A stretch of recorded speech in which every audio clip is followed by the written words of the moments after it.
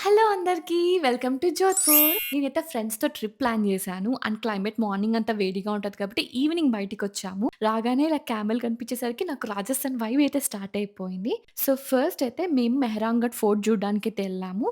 And ఇక్కడ స్టేర్‌కేస్ నుంచి ఇలా కిందకి వెళ్ళొచ్చు. హోల్ సిటీ మొత్తం తిరగొచ్చు. ఫస్ట్ అయితే గులాబ్ సాగర్ లేక్ అయితే వచ్చింది. అండ్ ఆగస్ట్ 15థ్ వెళ్ళాం కాబట్టి ఎక్కడ చూసినా కూడా ఇండియన్ ఫ్లాగ్ కలర్స్‌తో లైట్స్ అంతా అరేంజ్ చేసేసారు. అండ్ ఇదైతే సర్దార్ మార్కెట్. అక్కడ లోకల్ మార్కెట్ అన్నమాట.